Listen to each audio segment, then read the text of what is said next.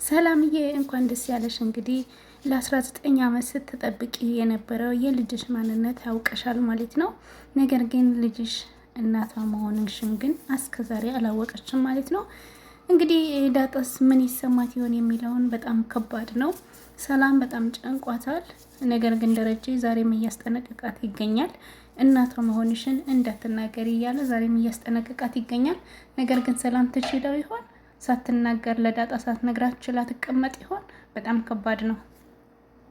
አሰላሙ አለይኩም ወራህመቱላሂ ወበረካቱ እና የተከበራችሁ የቻናሌ ቤተሰቦች እንዴት ናችሁልኝ? ደህና ናችሁ? ሁሉ ሰላም? እኔ ጋር አልሐምዱሊላህ ሁሉ ነገር ሰላም ነው።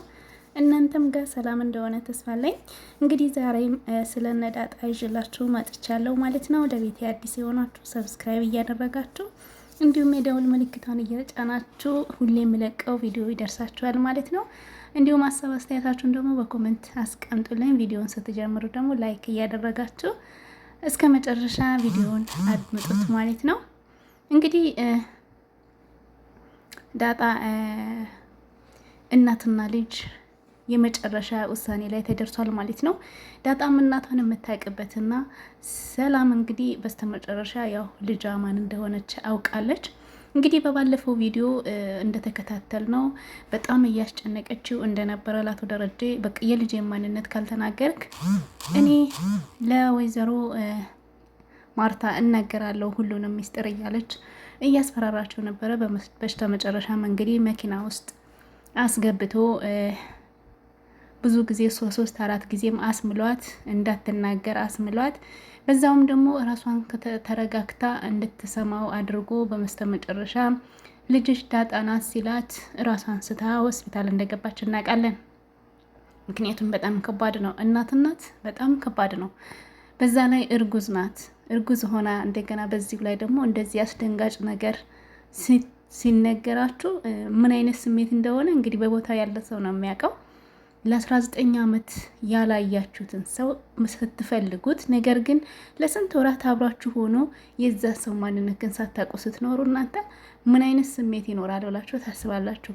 አይደለም እናትና ልጅ ይቅርና ጓደኛሞች እንኳን ከሆናችሁ ሳትታወቁ በአንድ ቤት ውስጥ ወይ እህትማማቾች ሆናችሁ ሳትታወቁ አንድ ቤት ውስጥ መኖር በጣም ከባድ ነው፣ መጨረሻው ሲታወቅ ማለት ነው። እና ሰላምም እንግዲህ ለብዙ ወራቶች ውስጧ ቢነግራትም ልቧ ቢጠረጥርም ነገር ግን ልጄ ናት ብላ እርግጠኛ ለመሆን በተቸገረችበት ታይም ዳጣን ለማሳመን ብዙ ጊዜ ብዙ መፍትሄዎችን ብዙ ጥያቄዎችን ብታቀርብም ነገር ግን ዳጣም ልትናገር ፍቃደኛ ስላልነበረች ዛሬ ግን ያው ምጡ እንግዲህ እርግዝናው ያው እርግዝና ማለት የምትፈልገውን ነገር በደስታ ሰምታለች ማለት ነው። ዳጣ መሆኗን ስትናገር እንግዲህ ቀጥታ ራሷን ስታ ወደ ሆስፒታል ነበር የገባችው።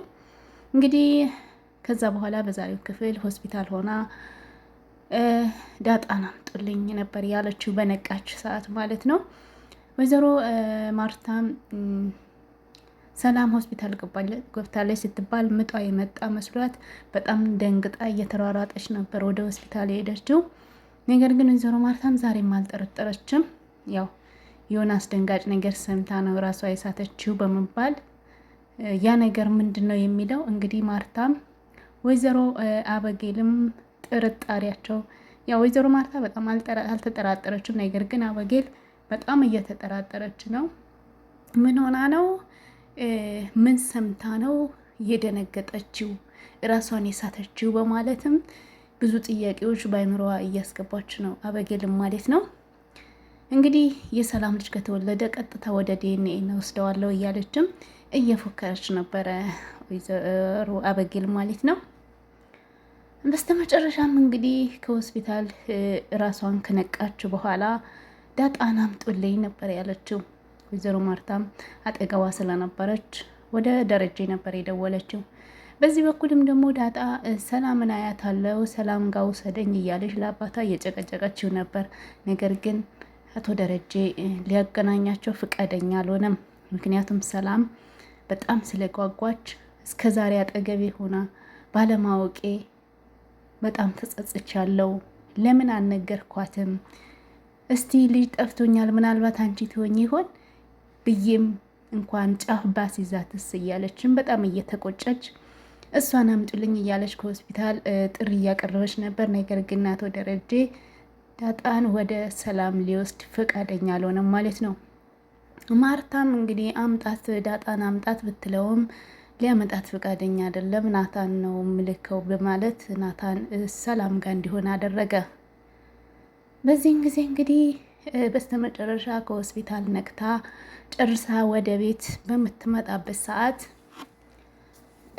ዳጣን ግን እቤት እንዳትቀመጥ ወደ ሌላ ቦታ ላካት፣ አቶ ደረጀ ማለት ነው። ለምን?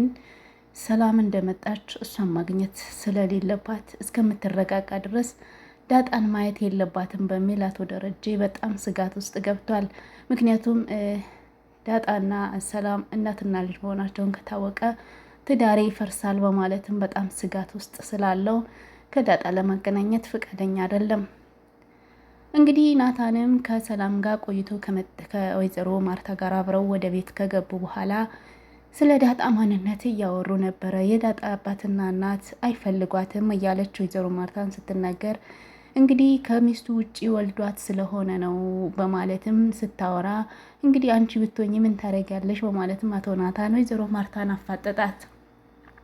ምክንያቱም እሱ የዳጣን አባት አቶ ደረጀ መሆኑን ስለሚያውቅ ምናልባት በሚል እሷን ሊፈትናት ምናልባት አንቺ በሱ ቦታ ወይም በዳጣ አባት ቦታ ሆኖ ደረጀ እንደዚህ አይነት ነገር ቢያደርግ ምን ታደርጊያለሽ በማለትም ጥያቄ ጠየቃት።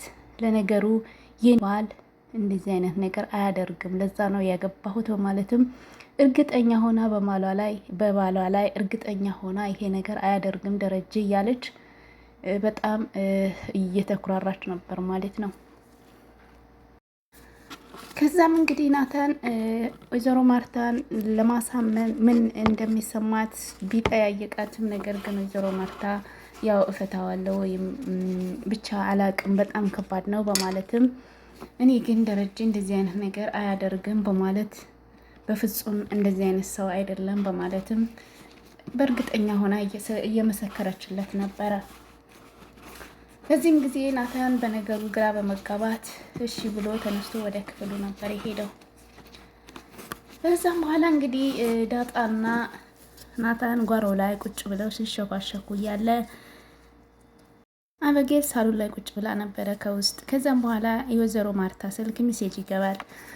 አበጌልም እየሮጠች ስልኩን ለማየት ወደ ጠረጴዛ አመራች።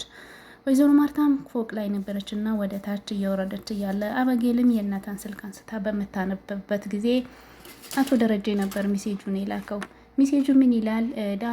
ዳጣ ወደ ድሮ ቤታችን ትሄድ፣ እዛ እንደደረሰች ትደውልልኝ በማለት ነበር ሚሴጁን እየጻፈላት። በዚህ ጊዜ ወይዘሮ ማርታ አንቺ ስልክ ምን ያደርግልሻል ለምን አነሳሽ በማለትም ስልኩን ከእጇ ተቀብላ በምታነበው ጊዜ አቶ ደረጀ ነበር የላከው። ከዛ በኋላ አበጌል መጠርጠር ጀመረች። ለምንድን ነው ወደ ድሮ ቤታችን የሚልካት? ለምን እኔን አይልከኝም? በማለት የኔ ውድ ዕቃ ይሆናል ተቀባይ ሌላት የሚሆነው በማለትም መጠራጠር ጀመረች። በዚህ ጊዜም ታዲያ ሂጂ አንቺ ሳያዝሽ አንቺ ሳይልክሽ ለምንድን ነው እንደዚህ ብትሆኙ? በማለትም ከዛ በኋላ አንቺ እሱ አይደውልላትም ለሷ ለምንድን ነው ወደ አንቺ ሜሴጅ የሚልከው? በማለትም መልሳ ደግማ ስትጠይቃት ወይዘሮ ማርታ በጣም ተናደደች። አንቺ አባትሽን ነው እሱ የምትይው? አባትሽን አታከበኝ በማለት ብዙ ምክሮችን ስለ አባት ሰጠቻት። ነገር ግን አበጌል ሊገባት አልቻለም።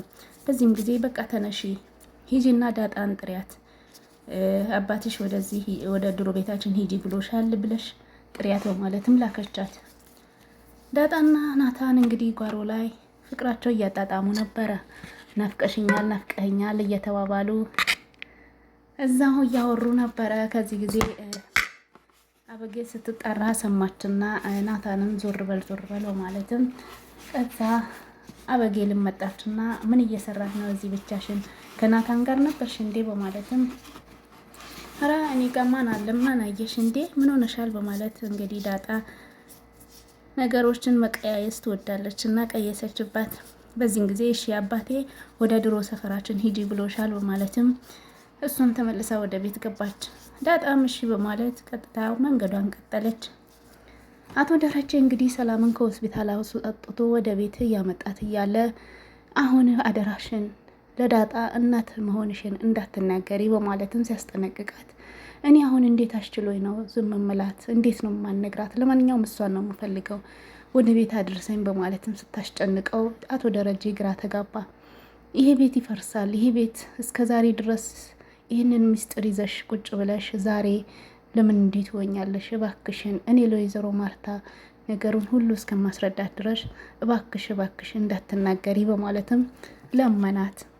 ሰላም እሺ በቃ ወደ ቤት ውሰደኝ ስትለው፣ እሺ ለጊዜው ዳጣ ቤት የለችም፣ አንቺ እስከምትረጋጊ ድረስ ወደ ሌላ ቦታ ልኬያታለሁ በማለትም እሺ በቃ በማለት ቤት ገቡ። ነገር ግን ሰላም በጣም መረጋጋት አልቻለችም።